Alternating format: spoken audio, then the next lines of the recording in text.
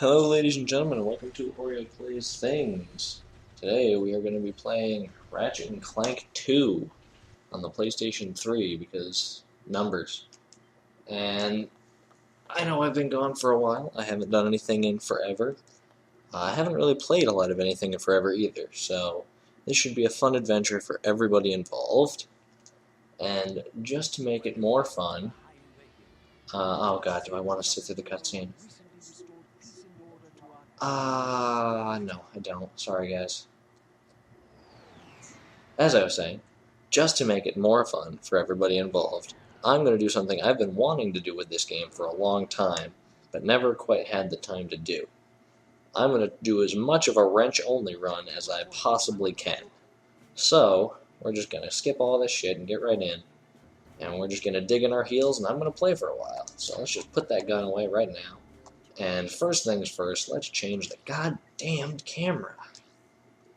I don't know what it is with this game, this entire series, that it doesn't ever do the camera right to start. Much better. I apologize if there's an echo on the audio. I'm playing in my basement because that is where we have all of our consoles set up. Because we are all PC and nobody actually plays the consoles that often. So they are delegated to the basement in relative obscurity. It's a sad story. I'll be putting up a donation fund for our poor and neglected consoles. But most of this early section is pretty uneventful. I mean, it is just a tutorial. There's no option to skip it, or I would have. It is technically story important, but since I kind of skipped all that, that doesn't really have any bearing on you guys. So basically, I get to seem like I'm really good at this game for a little while, and then I get to be proven utterly, utterly wrong pretty quickly.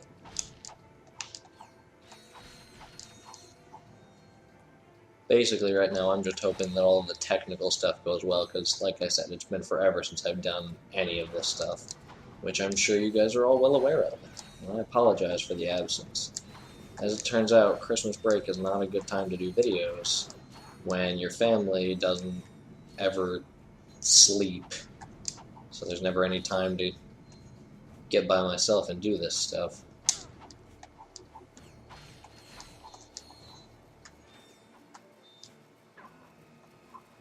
I'm trying to think of anything interesting to say, but this tutorial section is really kind of slow. I mean, and all these tips are kind of completely pointless because they're all about the weapons that I'm not planning on using. Although I will never ever be thirsting for ammo, and that is something I can always appreciate. And oops, skip the story. My bad. Ow! First hit of the run. Hooray. That was a planned hit, I promise. It wasn't, but I'm going to say it was a planned hit, because otherwise I'm going to feel really bad about myself. You guys wouldn't want to hurt my poor, poor ego now, would you?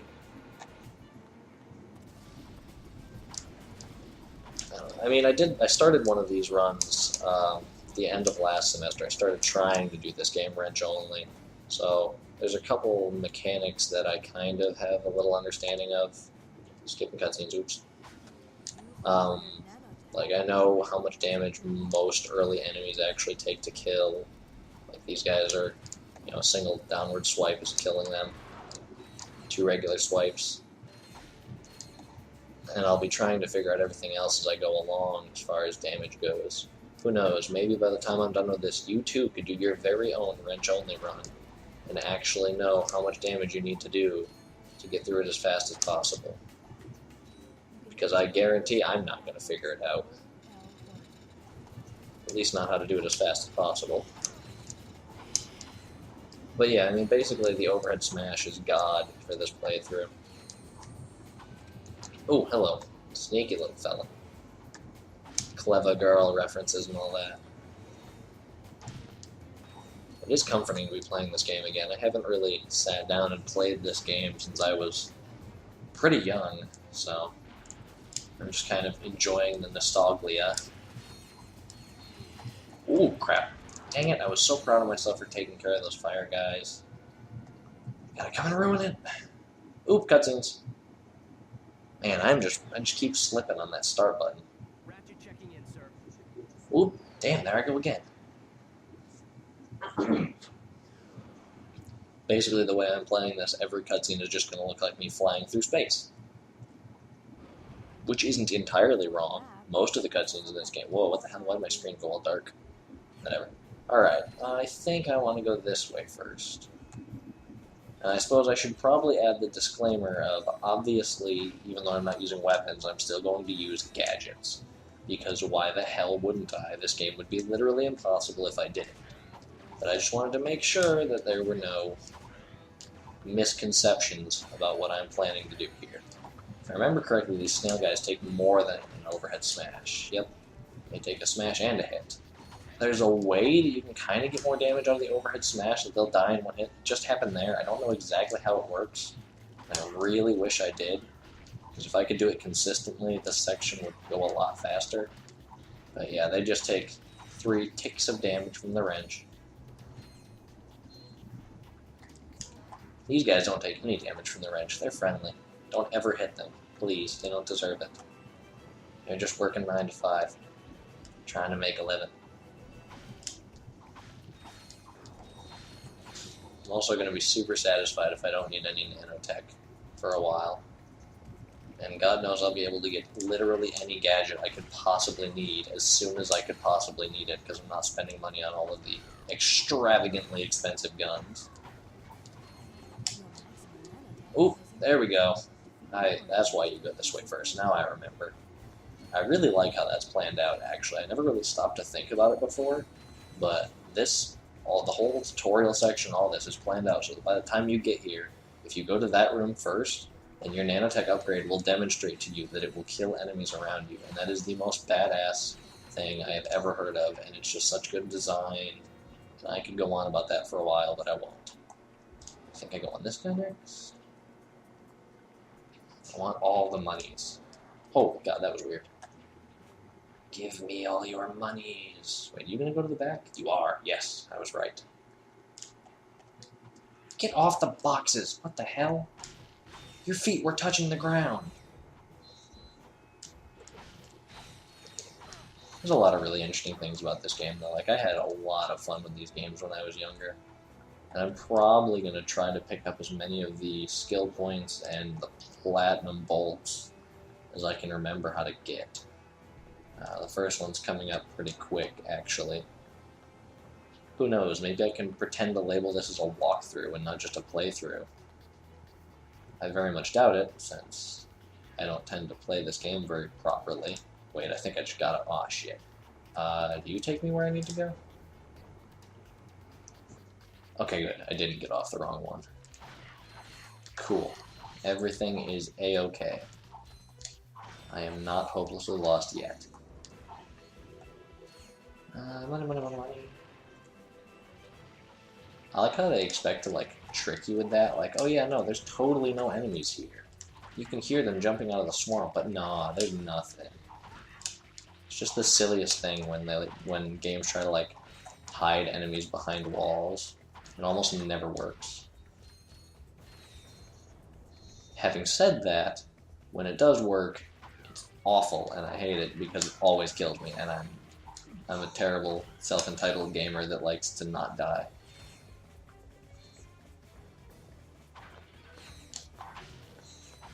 There's just so much money. Actually, that's one of the gripes I have, is that the money is almost completely worthless. Getting thousands of bolts will maybe pay for your ammunition. But since I don't have to worry about that, I can pretend to be like, oh, I have so much money this whole playthrough. Maybe I'll buy the Rhino just because I can when I get to it. That'd be pretty satisfying.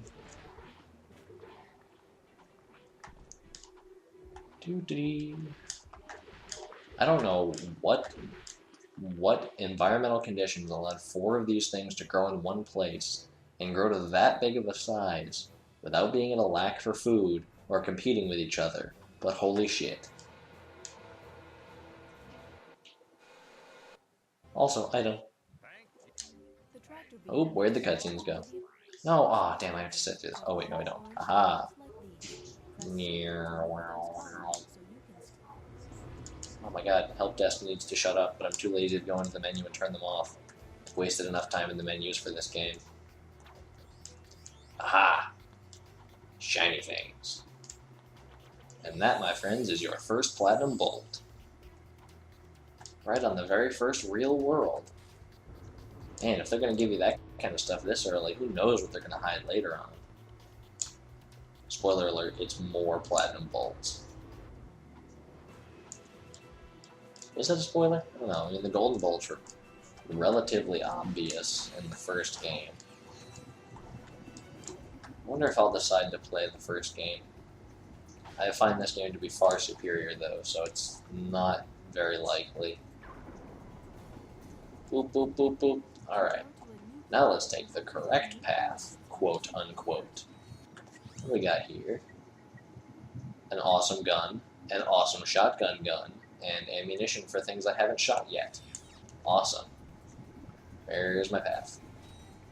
Actually, while I'm thinking about it, just so I know that it's all prepared, I'm just going to put the tractor beam on the top and put crap, wait. That there. Put the tractor beam over it. Will that? Okay, good. Now there are no weapons on my quick select, so I can't cheat.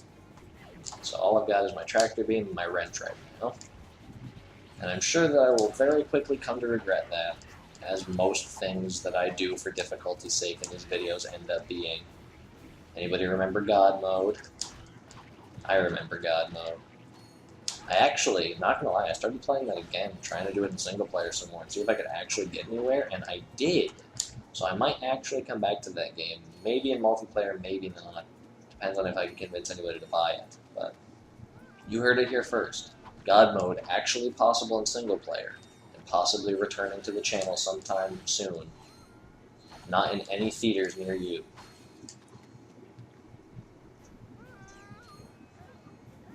Oh, what? Can I save? Nope, can't save that guy. Well, that's something. Hey, things. What are all those guys doing in there? Oh god, there's another guy in there. Save him, save him, save him, save him. Nope, he's a gun. Wow, they just disintegrated him. Note to self, do not let those little red dudes hit me. That's horrifying. Dude, this is supposed to be a kid's game. Technically, maybe, sort of. I mean, it's got a pretty adult sense of humor, but it's technically a kid's game, I think. You know what, I don't know. I don't really know what classifies as a kid's game anymore. There's a lot of things that kind of break that convention. I mean, shit, there's always been things that break that convention. Conker's Bad Fur Day, anyone? I promise I won't start singing the Great Mighty Pooh song in this video. Mostly because I don't know all the lyrics and I would feel silly stopping in the middle. Maybe I'll get a guest commentator on. One of my roommates knows the whole thing.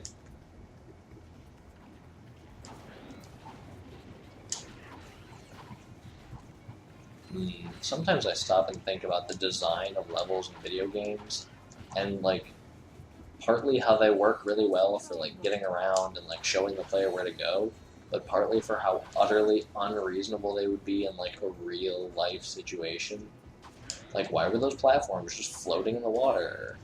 Why is there an entire freaking mega corporation located on the swamps? Like, who comes out here to buy their things? Like, we're on our way to a megacorp store chain right now. Like, who comes to this store? How did it business, profit, anything? How did it exist? Oh, shit.